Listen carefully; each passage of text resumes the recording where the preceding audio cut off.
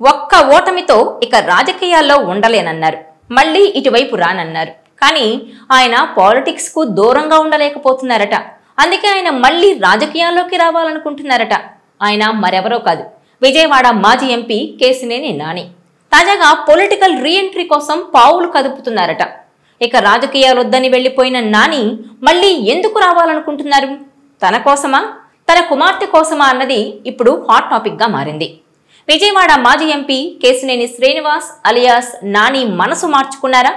రాజకీయాల నుంచి తప్పుకుంటున్నట్టు ఏడాది క్రితం ప్రకటించిన ఆయన ఇప్పుడు యూటర్న్ తీసుకున్నారా? పాలిటిక్స్ లోకి రీఎంట్రీకి ప్లాన్ చేస్తున్నారా అన్న అంశంపై ఊహాగానాలు మొదలైపోయాయి. తాను మళ్లీ రాజకీయాల్లోకి వస్తున్నారన్న ప్రచారాన్ని ఆయన ఎప్పటికప్పుడు ఖండిస్తున్నప్పటికీ ఫుల్ స్టాప్ మాత్రం పడటం లేదు. తాజాగా ఆయన బీజేపీ నేతలతో చర్చించారని వార్తలొస్తున్నాయి. ఎందుకంటే తాను రాజకీయ సన్యాసం తీసుకున్నట్టు ప్రకటించిన తన తమ్ముడు విజయవాడ ఎంపీ కేశినేని శివనాథ్ అలియాస్ చిన్ని టార్గెట్ గా కొన్ని రోజులుగా నాని చేస్తున్న విమర్శలు ఈ ప్రచారానికి బలాన్ని చేకూరుస్తున్నాయని అంటున్నారు. కేశినేని మళ్లీ రాజకీయాల్లో యాక్టివ్ అవ్వనున్నారని ప్రచారం జరుగుతోంది. గత ఎన్నికల్లో ఓటమి తర్వాత తాను రాజకీయాల నుంచి పూర్తిగా తప్పుకుంటున్నట్టు నాని ప్రకటించారు. విజయవాడలోని తన కార్యాలయం కేశినేని భవన్ కి ఉన్న వైసీపీ బ్యానర్లు తొలగించేశారు. అప్పటి నుంచి ఇప్పటి వరకు ఏ రాజకీయ పార్టీకి సంబంధం లేనట్టే ఉన్నప్పటికీ కొద్ది రోజులుగా మాత్రం ఆయన సోషల్ మీడియాలో చేస్తున్న ప్రకటనలతో నానికి మళ్లీ రాజకీయాలపై మనసు మళ్లిందా అనే అనుమానాలు వ్యక్తమవుతున్నాయి. తన సోదరుడు కేశినేని చిన్నితో నానికి రాజకీయ, ఆర్థిక, కుటుంబపరమైన విభేదాలున్నాయి. ఈ కారణంగానే చిన్ని టార్గెట్ గా నాని తన సోషల్ మీడియా ఖాతాల్లో సంచలన ఆరోపణలు, విమర్శలు చేస్తున్నారు. దీంతో ఆయనకు రాజకీయంగా యాక్టివ్ గా ఉండాలనే ఆలోచన ఉందనే అభిప్రాయం వ్యక్తమవుతోంది. ఎందుకంటే పాలిటిక్స్ కు గుడ్ బై చెప్పిన ఆయనకు రాజకీయాల్లో యాక్టివ్ గా ఉన్నవారిని టార్గెట్ చేయాల్సిన అవసరం ఏంటనే ప్రశ్న తలెత్తుతోంది.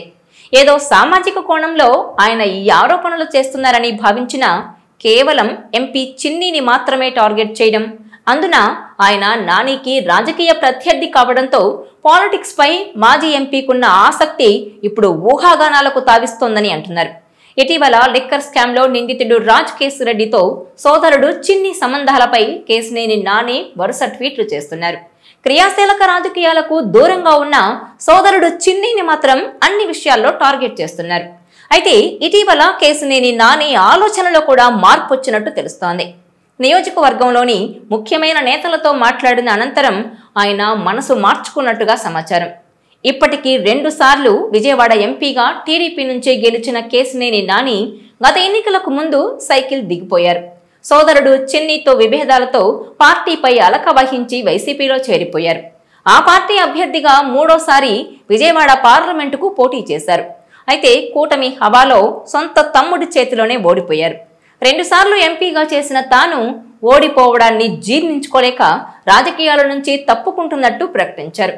అయితే వైసీపీలో ఎమ్మడలేకపోవడం, టీడీపీలో రీఎంట్రీకి ఛాన్స్ లేకపోవడంతో బీజేపీ పెద్దలతో ఆయన సన్నిహిత సంబంధాలు కొనసాగిస్తున్నారని అంటున్నారు. తన ఆర్థిక పరిస్థితుల వల్ల బీజేపీలో చేరడం మంచిదనే ఆలోచనతో ఆయన ఉన్నారని చెప్తున్నారు.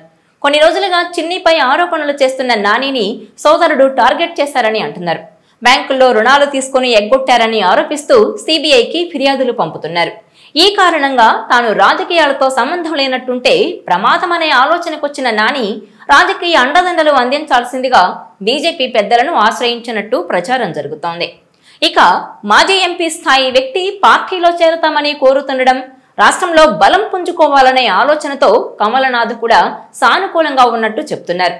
చర్చలు కొలిక్కొచ్చాయని, తగిన సమయంలో నాని బీజేపీలో చేరిక ప్రకటన వెలువడే అవకాశం ఉందని అంటున్నారు. ఈ నెలాఖరులో లేదంటే వచ్చే నెల ఫస్ట్ వీక్ లో నాని కమలం కండువా కప్పుకుంటారని పెద్ద ఎత్తున ప్రచారమైతే జరుగుతోంది.